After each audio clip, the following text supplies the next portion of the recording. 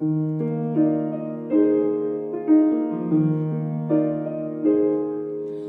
all that is our life, we sing our thanks and praise. For all life is a gift, which we are called to use to build the common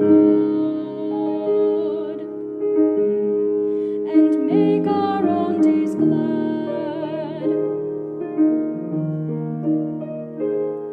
For needs which others serve, for services we give, for work and its rewards, for hours of rest and love, we come with praise and thanks. For all that is our life,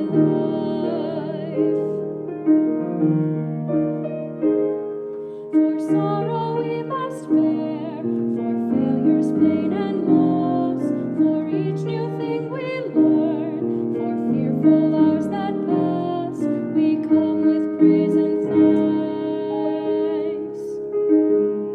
For all that is our life,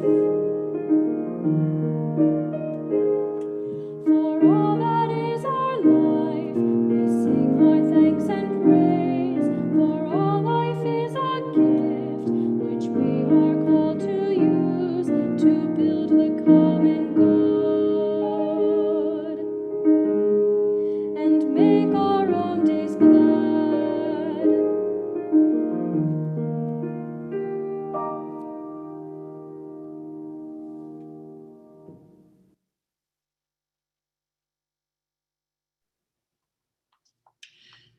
Come, let us worship together. Come into this circle of love and community. Come into this sacred Zoom space.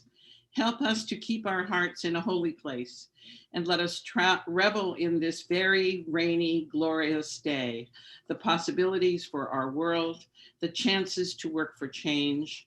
Let us remember what we are called to do as Unitarian Universalists, to honor the individual and embrace the community, to work for justice and freely search for truth and meaning, to encourage the right of conscience and hold fast the interdependent web of life. And now, Dave Jude, our worship associate today, will light our chalice. Thank you, Mary, and good morning. As is our tradition, please draw your chalice or candle near and join me in reciting the words that we use to light our chalice. We kindle this flame, symbol of our faith, for the light of truth, the warmth of community, and the fire of love, which calls us to work for justice. Good morning, everyone. I am Marcy Bodwin, your Director of Faith Formation Ministry. Just a quick announcement. If you are in the adult choir and haven't yet completed the survey that our music director, Katie Seifert, created, please remember to do that. It's going to help her in figuring out how we can best come back together.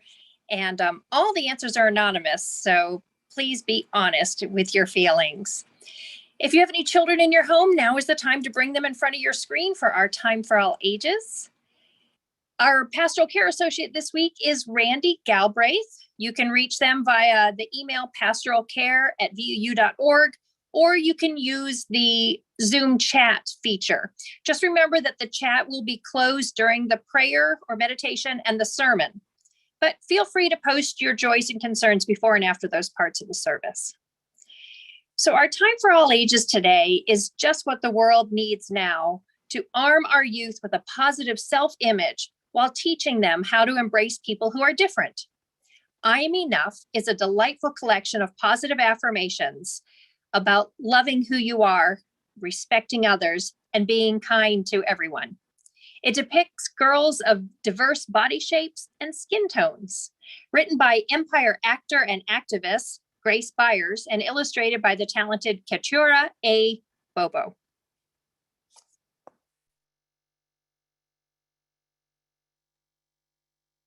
I Am Enough by Grace Byers.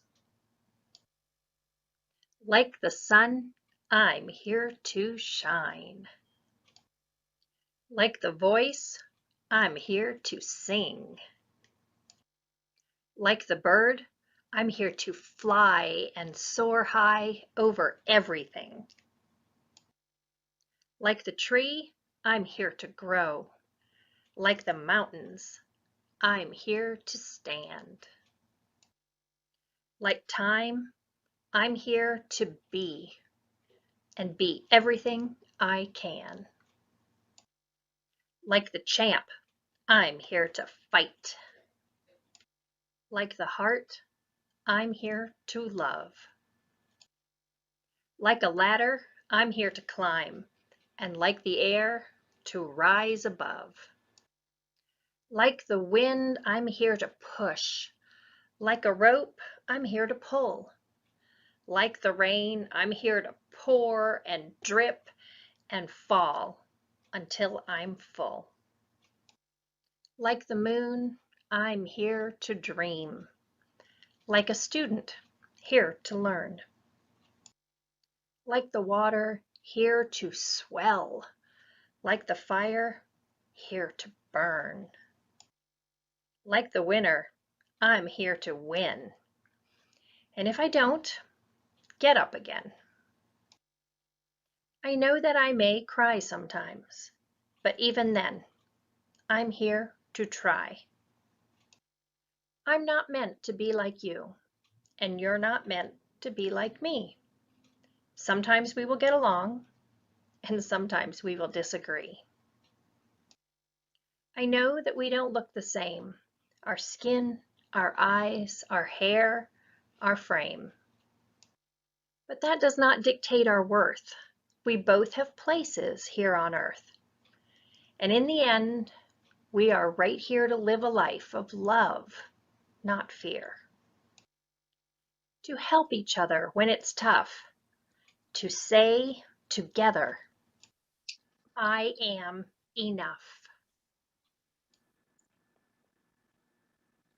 And please join us now in singing Jason Shelton's Morning Has Come, which is number 1000 in our Teal hymnal.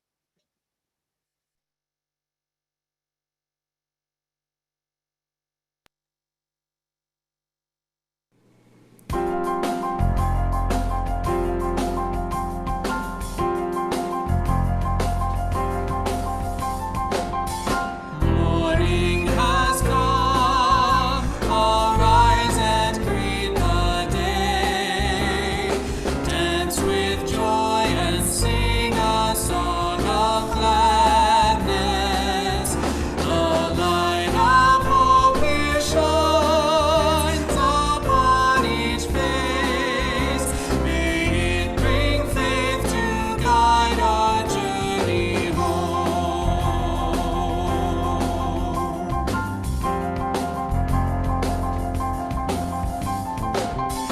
A new day dawns, once more the gift is given.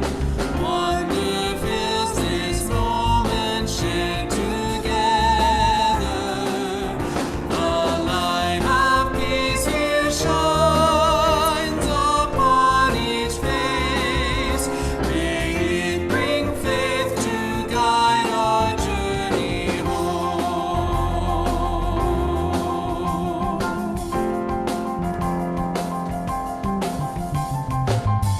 Open our eyes to see that life abounds.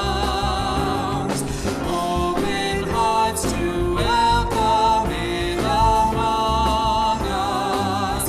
The light of love here shines upon each face. May it bring faith to guide our journey home.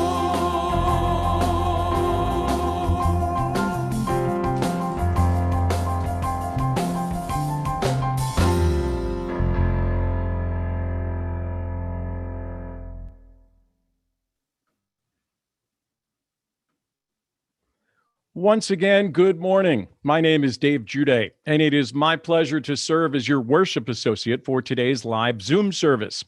Valley Unitarian Universalist Congregation is an active, loving family, and everyone is welcome. Whoever you are, however you define yourself, whoever you choose to love, wherever you are on your spiritual journey, you are welcome here. And whether you're a VUU member, a regular attendee, or you're visiting us for the first or second time, you are welcome here. Also, for newcomers after the service, please stick around on the main call. You'll be able to get any question answered about our congregation and Unitarian Universalism.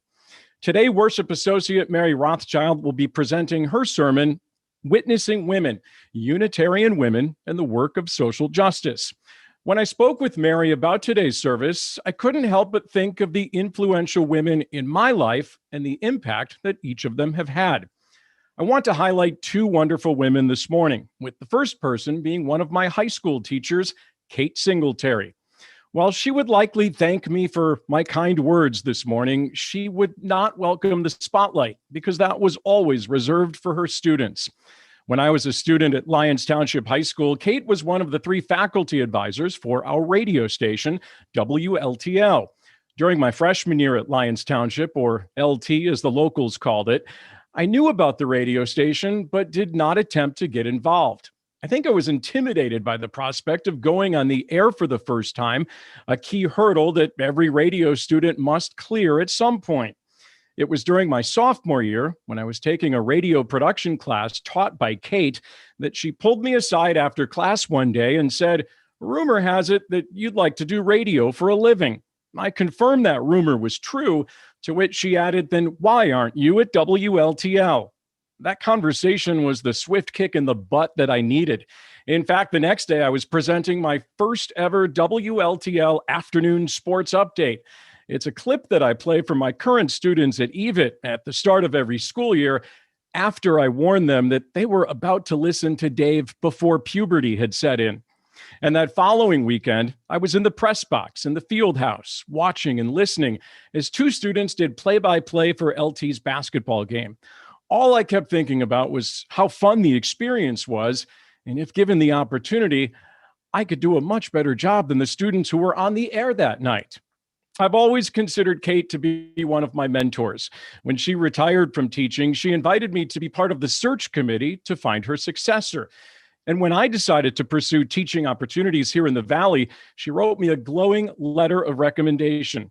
I also think back to that "why aren't you involved with the station" conversation every time I speak to a student who has the passion and talent to succeed, but just needs a little extra boost of confidence. Another influential woman in my life was my grandma Heidenreich, my grandma on my mom's side of the family. Growing up with classic middle child syndrome, my sister is 5 years older than me and my brother is 6 years younger than me, I had nothing in common with either sibling. And like many teenagers, I often verbally sparred with my parents over just about everything. In fact, during my high school years, I couldn't wait to put 3 hours driving distance between my parents' house in the Chicago suburbs and Indianapolis, where I attended Butler University. We lost my grandpa Heidenreich to a heart attack when I was just 10 years old. I have some memories of Grandpa, which I'm grateful for, since everyone in my family says I've essentially become what he was in terms of personality and even in looks. My grandma was my ally, especially in those difficult teen years. I used to tell my mom that she needed to get her head out of the 70s and that my grandma was more hip than she was. What I remember most about my grandma is that she sat on 3-seat cushions so that she could see over the steering wheel of her 1979 yellow Cadillac sedan DeVille, usually sat on a phone book or two at the dinner table, and how she always made sure that I had someone to talk to, her. My grandma wasn't a huge sports fan like I was, but she was knowledgeable.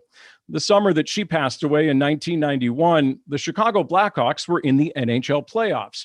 And back then, you had to have cable TV to watch the Blackhawks, which she did, and my parents did not. She called me out of the blue one day to ask if I had plans for the evening. I said I did not, and she invited me to her condo to watch the Blackhawks together. I didn't know until that night that she used to go to Blackhawks games with my grandpa. The tickets were a perk of his job. And during intermission, she asked me when I had spoken to Teresa last. My wife, Teresa, and I met at Butler and had been dating for 4 months before we went our separate ways for the summer, me back in Chicago and Teresa to her home outside of Pittsburgh. I told my grandma that I talked with her the previous night, but I had to watch my long distance minutes. To which she replied, well, these are my long distance minutes, so call her again. And I know that Teresa had Grandma's seal of approval in what would be their first and only meeting when I brought Teresa home a few months prior for spring break. Grandma told her she could tell that Teresa was the one for me. I don't know how my life would have turned out if it weren't for these two women, Kate Singletary and Irene Heidenreich. Kate helped launch my broadcasting career and is what I aspire to be as a high school teacher. And Grandma always knew that even a very independently minded middle child sometimes needed someone to lean on. She would have been 106 this past July 4th, and I know that she'd be happy with the other influential women in my life, my wife and my daughters. A lupus warrior who wages a daily fight against her own body, one great-grandchild who hopes to use her marketing skills to affect social justice, and another who someday wants to train service dogs to help people overcome mental and physical disabilities.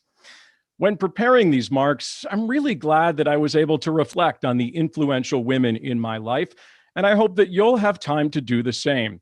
It's also a privilege to be working with Mary this morning, one of the influential women of our congregation. Once again, welcome everyone, and let's worship together. Thank you for the kind words, Dave. And now it's time for our offering, which, as the slide shows you, or will show you soon, can be sent by text or mail, or be automatically paid, or brought by the office in person, which seems unlikely. But it's critically important that we support VUU financially, as well as with our service and our work. In America, we have a bright line separating church and state. And so we, yes, we, are all responsible for supporting our congregation in all the ways it needs. And that includes financial support. Thank you all for your generosity, which keeps us going, especially in these somewhat hard times. For our time of centering, we are going to hear Isaiah Barnwell and last year's General Assembly choir sing her hymn, We Are, a favorite of ours in our congregation, written as well as sung by Isaiah Barnwell and number 1051 in our Teal hymnal. In this video, conducted and arranged by Benji Messer of our sister congregation in Phoenix and digitally mastered by our own Izzy Hyman, I think we feel the pulsing life of this hymn, which tells us we are the Spirit of God. In my sermon, I will introduce you briefly to Ms. Barnwell, who is an amazing musician, composer, and activist, and who, by the way, has 3 hymns in our Teal hymnal.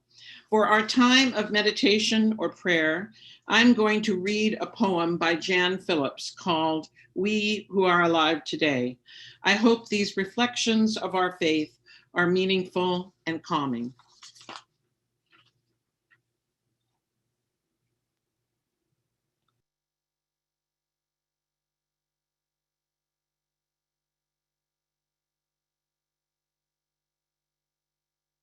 For each child that's born, a morning star rises and sings to the universe who we are. For each child that's born, a morning star rises and sings to the universe who we are. Oh, for each child that's born, a morning star rises and sings to the universe who we are. Oh, for each child that's born, a morning star rises and sings to the universe who we are. We are our grandmother's prayers, and we are our grandfather's dreamings, and we are the breath of our ancestors. We are the Spirit of God. We are mothers of courage, fathers of time, daughters of dust, and the sons of great visions. We're sisters of mercy, brothers of love, lovers of life, and the builders of nations. We're seekers of truth, keepers of faith, makers of peace, and the wisdom of ages. We are our grandmother's prayers. We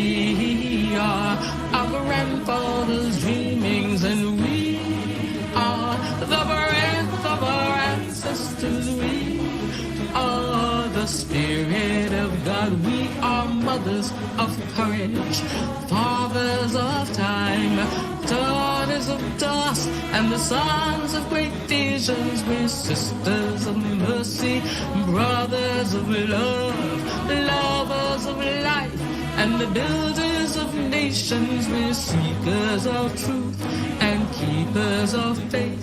We are makers of peace and the wisdom of ages. We are our grandmother's prayers. We are our grandfather's dreamings, and we are the breath of our ancestors. We are the Spirit of God. We are our grandmother's prayers, and we are our grandfather's dreamings. We are the breath of our ancestors. We are the Spirit of God. For each child that's born, a morning star rises and sings to the universe who we are. For each child that's born, a morning star rises and sings to the universe who we are. We are one.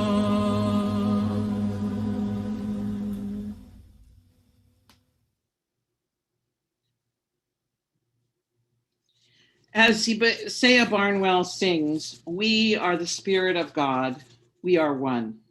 And now please join us in singing Answering the Call of Love, which is the new version of the old Standing on the Side of Love. Let's join in.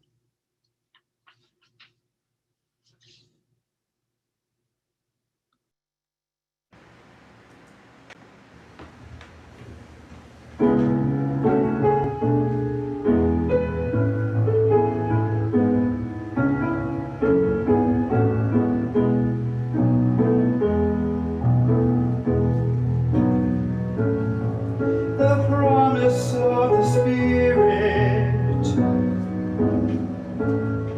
faith, hope, and love abide, and so every soul is blessed and made whole. The truth in our hearts is our guide. We are answering to the call of love. Hands joined together as hearts beat as one, emboldened by faith, we dare to proclaim we are answering to the call of love. Sometimes we build a barrier to keep love tightly bound, corrupted by fear, unwilling to hear, denying the beauty we found. We are answering to the call of love. Hands joined together as hearts beat as one, emboldened by faith, we dare to proclaim we are answering to the call of love. A bright new day is dawning, when love will not divide. Reflections of grace in every embrace, fulfilling the vision divine. We are answering to the call of love. Hands joined together as hearts beat as one, emboldened by faith, we dare to proclaim we are answering to the call of love. We are answering to the call of love.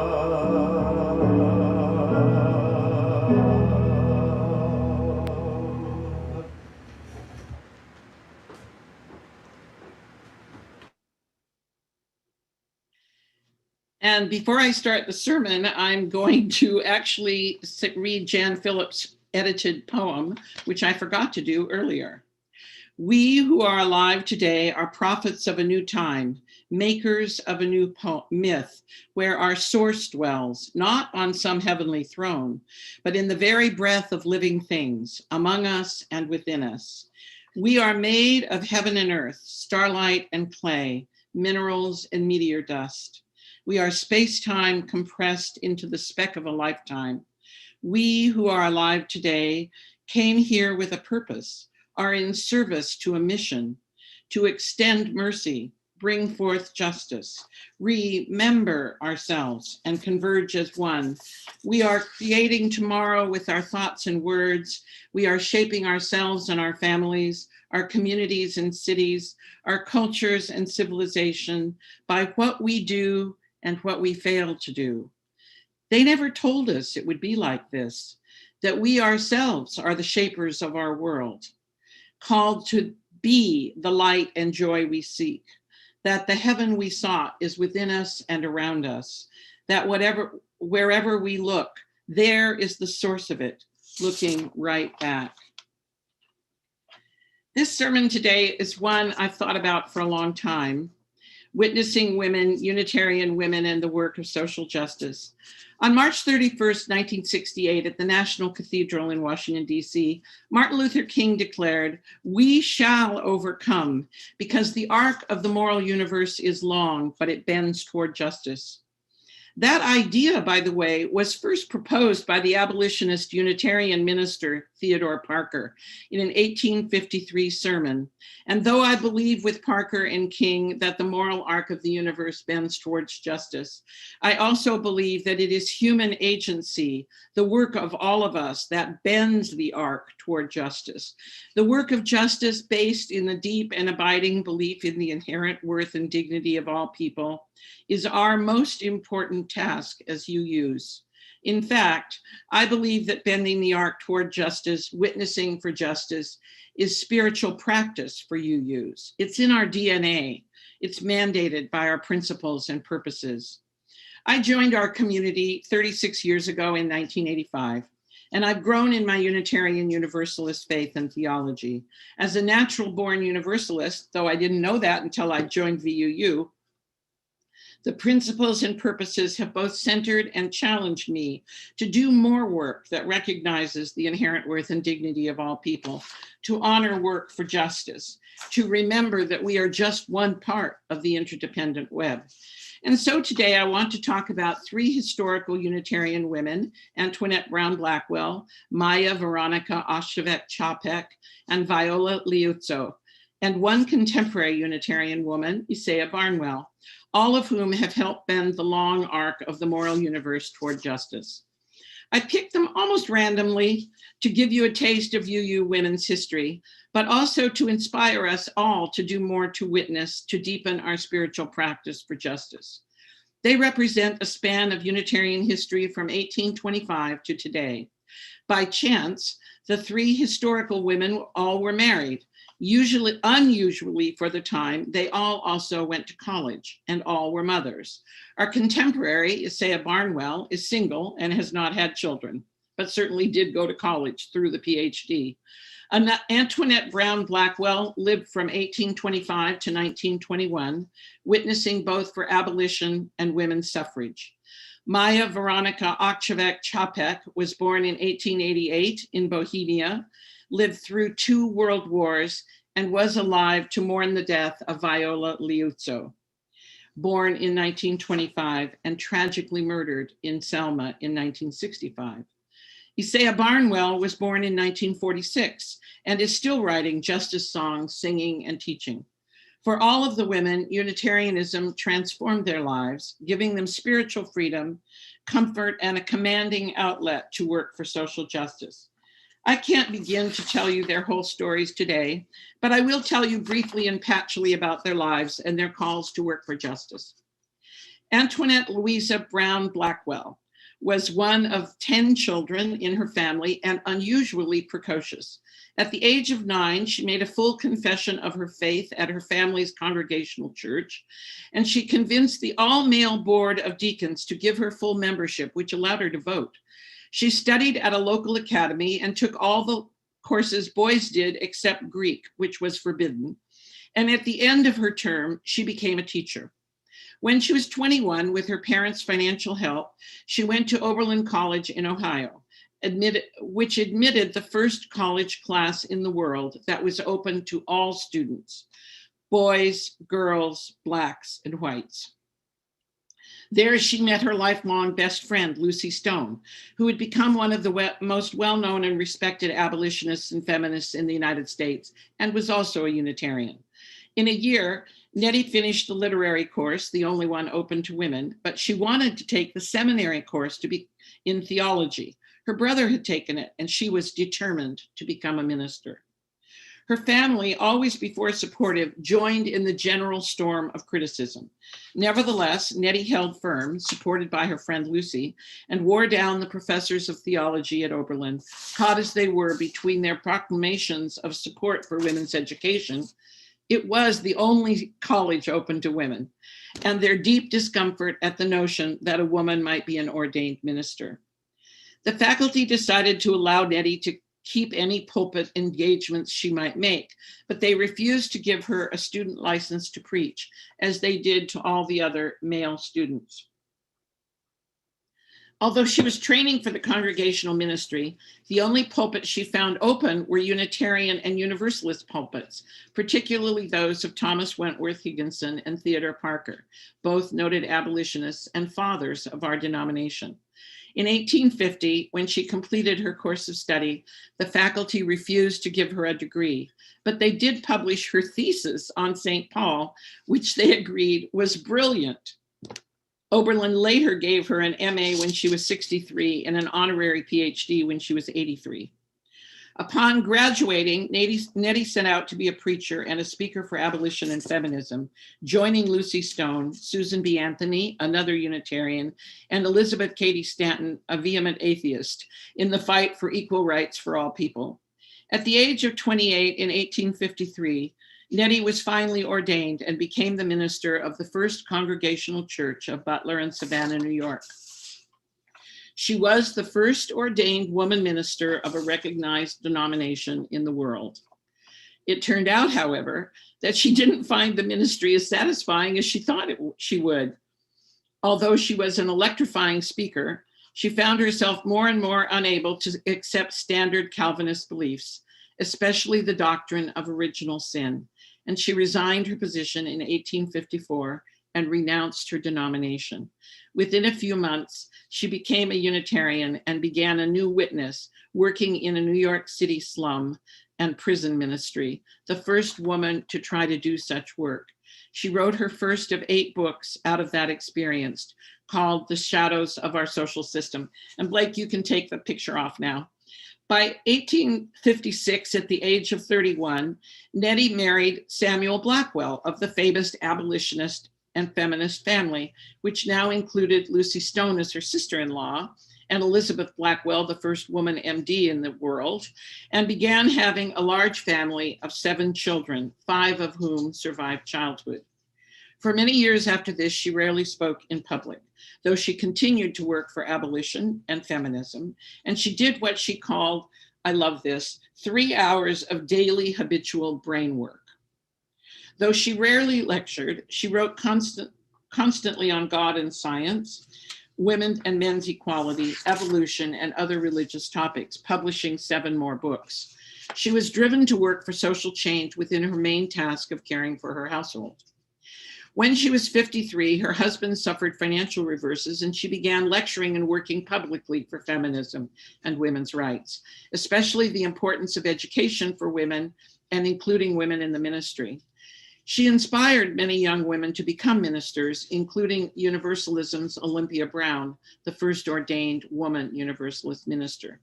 She and her sister-in-law, Lucy Stone, founded the American Women's Suffrage Association and worked for state-by-state ratification of women's suffrage. She was the treasurer of the National American Women's Suffrage Association when the two main groups came together finally in 1890, having split after the Civil War. When she was 81 in 1905, she founded and was senior member of All Souls Unitarian Church in Elizabeth, New Jersey.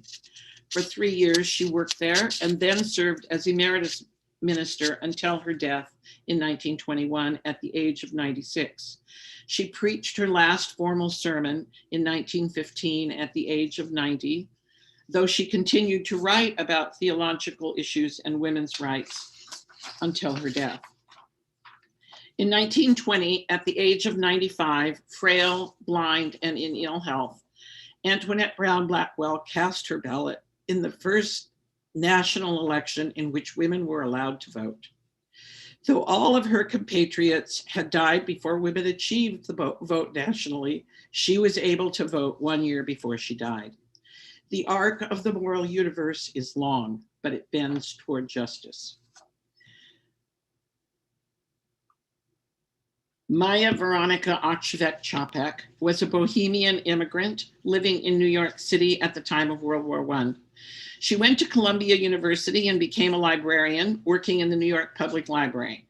She was in charge of the Czech collection as a native speaker, and that is how she met Norbert Čapek in 1916, an immigrant from Czechoslovakia, Prague actually, who was fleeing the government, which he had been told was going to arrest him for his nationalistic and anti-Catholic writings. Čapek was a liberal Baptist, a charismatic preacher and missionary in Czechoslovakia, who ultimately became a pastor of an immigrant Czech Baptist church in Newark, New Jersey. He was also active in the Czech independence movement abroad.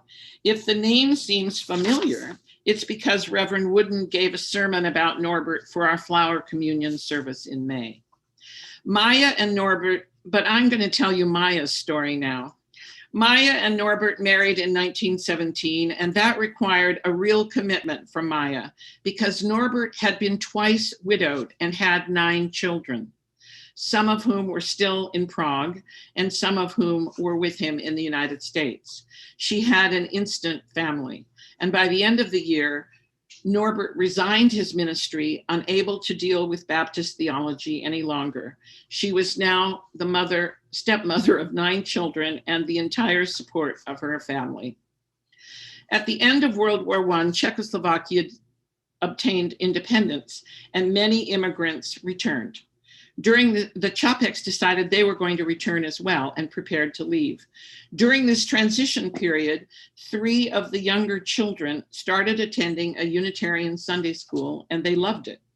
They brought their parents to their new church, and both Maya and Norbert knew they had found their church home. They joined in January of 1921, met the president of the Unitarian Association of America, and ultimately returned to Czechoslovakia in June with a commitment from the UAA to support their ministry in Prague as Unitarian missionaries, a concept I find hard to, understand. Norbert and Maya together founded the Unitarian Association of Czechoslovakia and developed a tremendously successful congregation in Prague. Both charismatic preachers, their services were simple but meaningful, and they soon outgrew their rented halls, ultimately buying and refurbishing a medieval castle for their church. There's a capital campaign to think about. Their core beliefs in the common humanity of all people, the importance of individuals, and the beauty and harmony in nature led them to foster a community of free thinkers in Prague, and their church became the largest Unitarian congregation in the world, with 3,200 members and several satellite churches. As their world began to crumble around them in 1939, and just before the Nazis invaded Czechoslovakia, Maya went to the United States to lecture and raise funds for a joint Unitarian and Quaker program to assist refugees fleeing Hitler's Germany. That joint program, by the way, became the Unitarian Universalist Service Committee, UUSC, and the Friends Service Committee. But that's how it started. Getting Americans to believe what Hitler was doing was Maya's mission, and she was tireless in telling her story, raising funds and organizing to get people, especially Jews, out of Europe. The Unitarian Association of America offered positions to Norbert and their daughter and son-in-law, who were now also ordained ministers, but they elected to stay in Czechoslovakia. Norbert and his daughter Zora were arrested by the Gestapo, but ultimately released after 3 months. Maya wanted to come home, but Norbert begged her to stay and raise awareness of what was happening and money to bring people out. After the Nazis invaded Czechoslovakia, she really couldn't go home. And when Norbert was picked up again by the Gestapo and sent to Dachau, she lost all contact with her family. She didn't know until the war was over that he had been gassed and killed in Dachau. During the war, Maya continued to organize relief efforts, and she also became a member of the minister of the New Bedford, Massachusetts Unitarian Church for 3 years, where she introduced the flower communion to America, a service that she and Norbert had begun in Prague and is arguably now the most important traditional Unitarian service Unitarians celebrate in America. As the war was winding down, she was one of the main organizers of the fledgling United Nations Relief and Rehabilitation Agency, which was the main resettlement agency for displaced persons after the war. She worked for UNRWA, which is still the main resettlement organization for refugees in the world, from 1944 to 1950, especially settling refugees in the new state of Israel. She retired at the age of 62 and died in 1966 at the age of 78.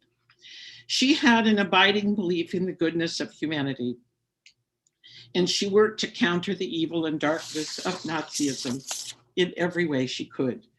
She witnessed her justice at great cost to herself and her family, but she always believed she was just trying to be an engaged Unitarian.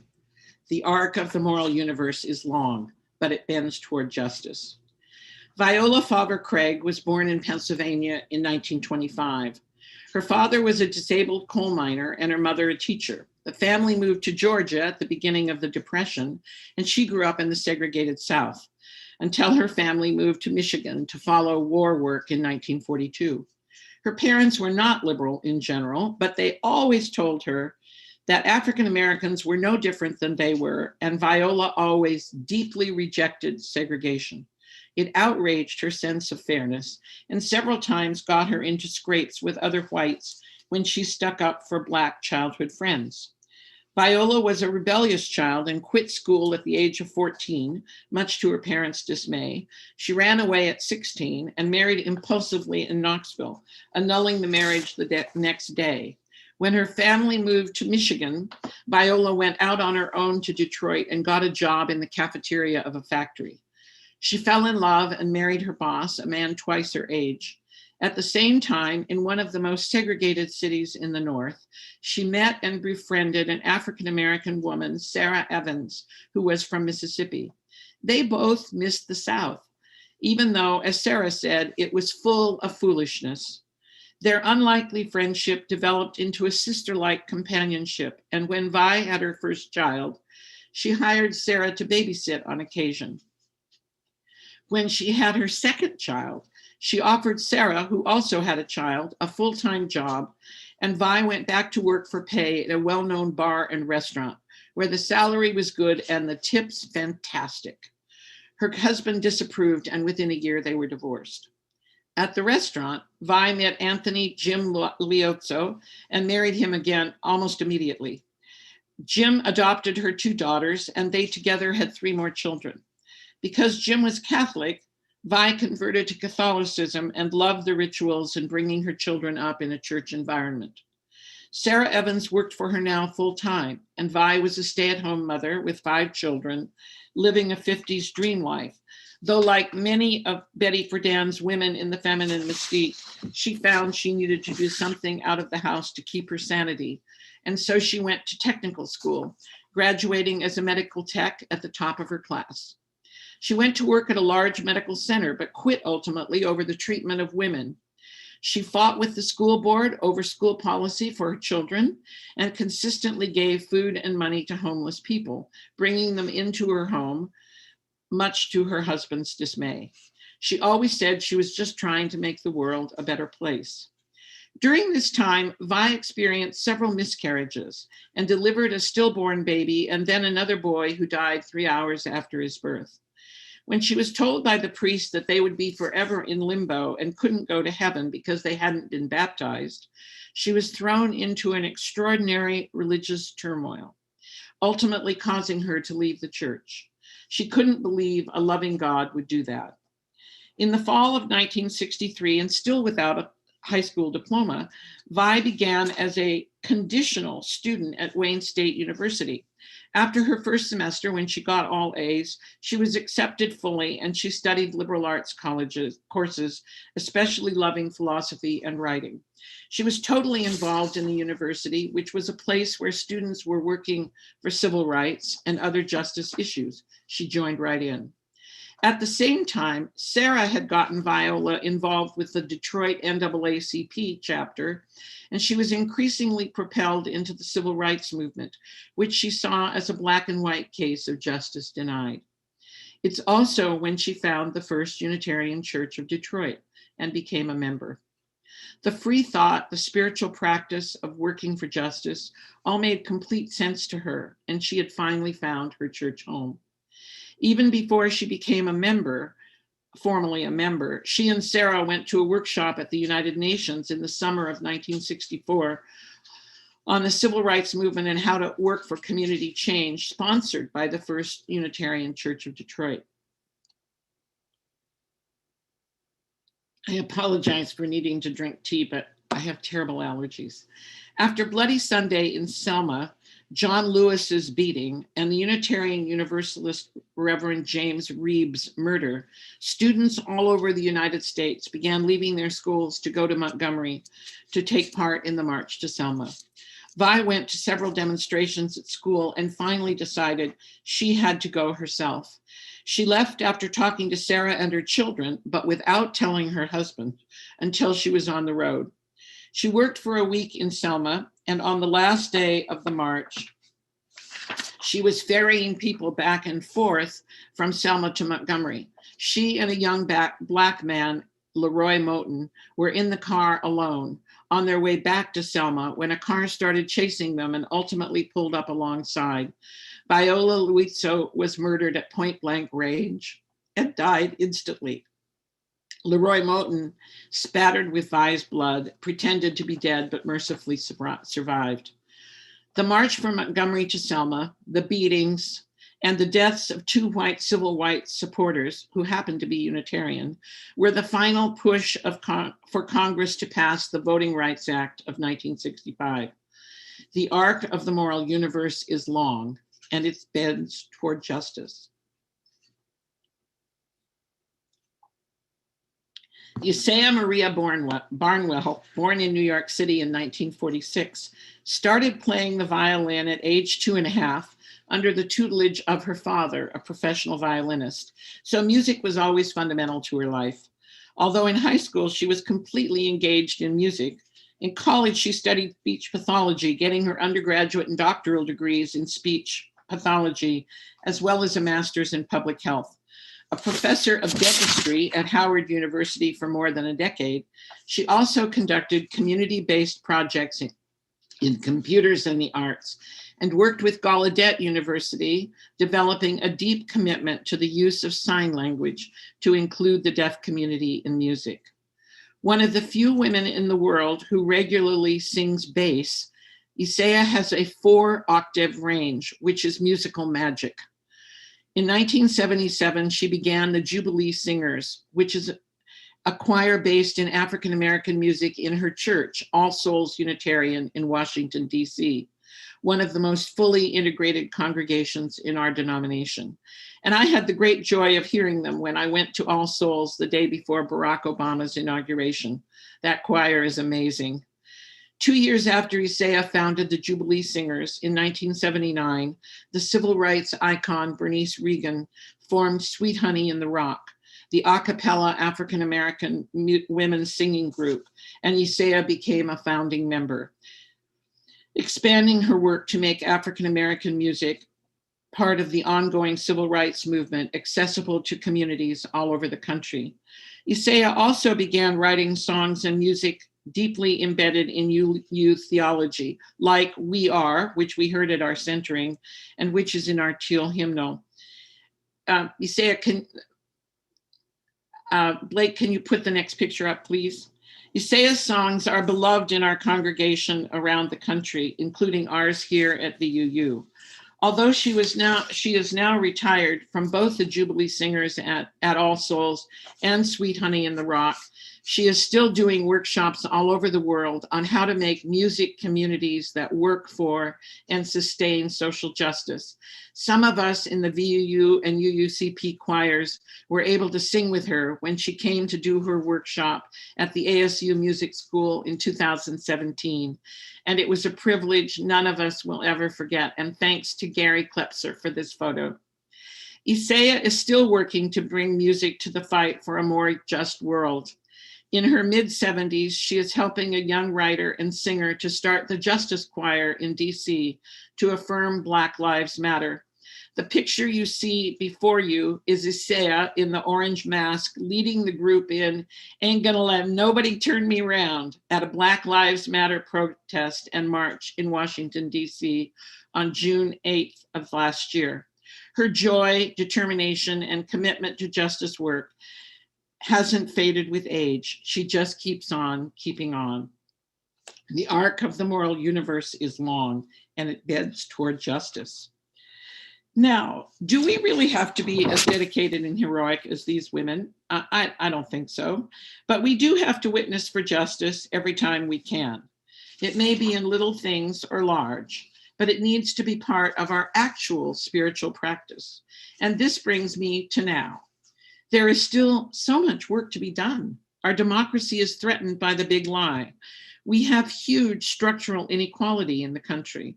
LGBTQ people, especially transgender kids, are being increasingly threatened. We are facing a racial reckoning reminiscent, a sort of stage 2 of what we faced in 1965, including new work we must do to resurrect the Voting Rights Act of 1965, which has nearly been completely destroyed. Women still earn a fraction of what men do and are facing the end of their bodily autonomy with new laws criminalizing abortion, the most severe of which from Mississippi will be heard by the Supreme Court in the fall. Let's face it, we have myriad issues each and every one of us can work on to embrace and embody our principles. So let each of us find our path to witness and work for justice. And work for justice any way we can. Because though the arc is bending toward justice, it bends from the work of all of us to make the world a better place. Witnessing for justice must be part of our spiritual practice. It and only it bends the arc. Blessed be. And so as we begin to end this service, please join me in the hymn by Jason Sheldon, The Fire of Commitment.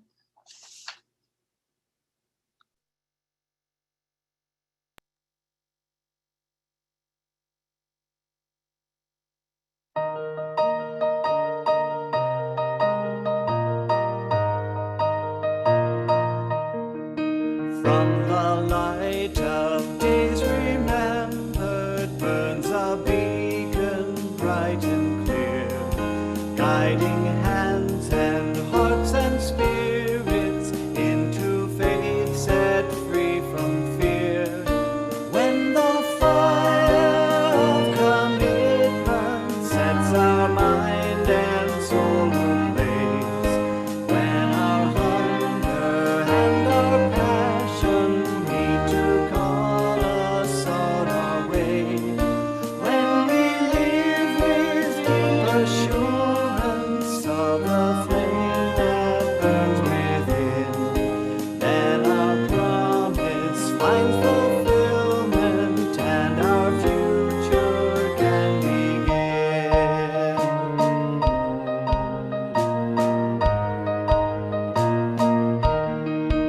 From the stories of our living rings a song both brave and free, calling pilgrims still to witness to the life of liberty.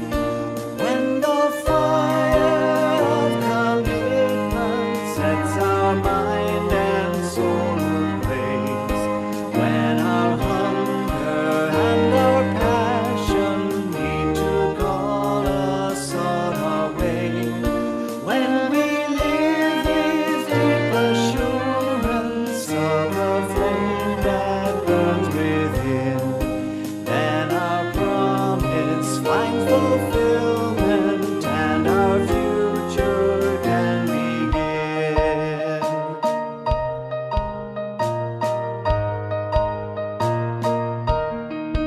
From the dreams of youthful vision comes a new prophetic voice, which demands a deeper justice built by our courageous choice. When the fire of commitment sets our mind and soul ablaze, when our hunger and our passion need to call us on our way, when we live with deep assurance of the flame that burns within, then our promise finds fulfillment and our future can begin.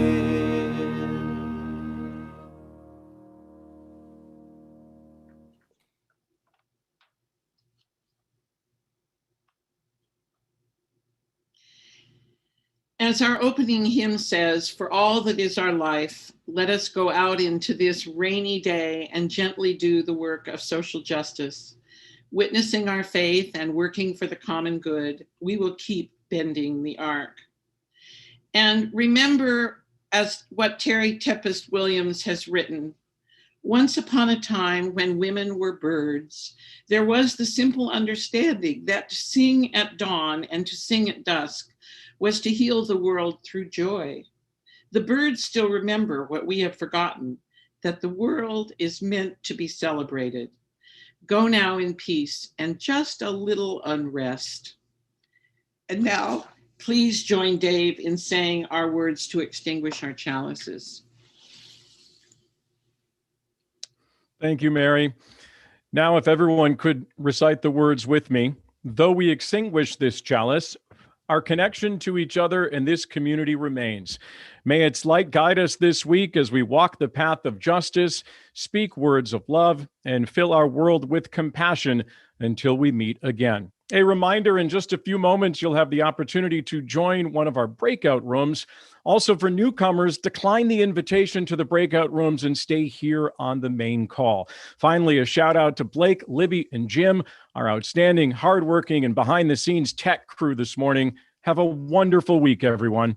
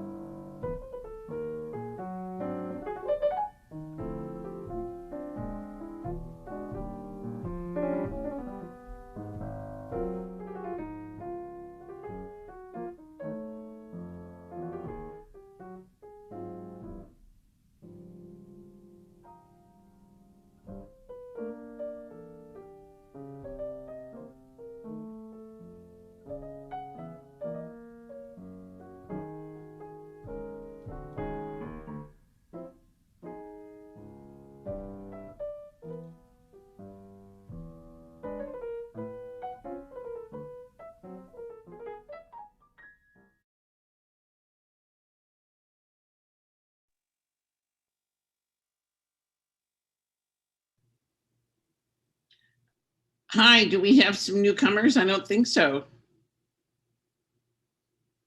Maybe. Can you all unmute yourselves? Trying to. Oh, I'm trying Now to. we can. Thank you. Woo. And now, Yay. so I'm going to call out my friend Molly, who is labeled as Ocean's Blue. This was her first visit to the church. Welcome. Molly. Welcome.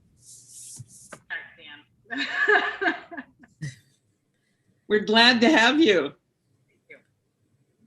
Molly, I Welcome, haven't Molly. seen you in 100 years. No, it's ridiculous. And now I can swim over to your house, you know. Oh, but I'm so happy with the rain. Oh my goodness. That's Oh my so gosh, good. awesome. Yes. I can't believe it's brought the temperature down so low. It's like Hi, my little cookie. low Hi, my little 90s. Hi, Ella. Hi, Ella. Hi, Ella. Hi. How's my little peapod? The little cookie. Hey, Molly, Yes, ma'am. where are you right now? I'm in Chandler. Oh, okay. So you're just here. Okay, that's good. We never you know. Florida? Sometimes we're far away. Are you close to the physical church? I think about 15 minutes away. Oh, Okay. okay. Because we will be meeting there someday soon, I hope, maybe mid-September. That's Yep, about that was one of her where first I am. questions.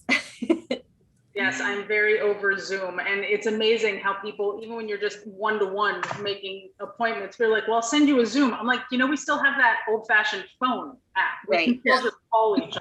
Yeah. Everything's got to be on Zoom these days. Hey, Mary, I loved the sermon. Thank you. Absolutely loved it. Yeah, I thought it was awesome. Yeah, I liked it. Thank you. Thank you very much. I know it was a little long, but I That's love okay. these women. I love Yeah. these women. And I could have done, believe it or not, I could have done, 15 Yeah. women. Yeah. It was, Oh, I'm sure. It was probably tough to pick which three to talk it was about. sort of. Yeah. No, it was great. Anyway, thanks a lot. I didn't think it You're was welcome. long. Actually, it was perfect length because it's just now 11:30. Yeah, Yeah. it actually timed out okay. I'm happy about that because it wasn't clear to me it was going to time out okay initially. And I love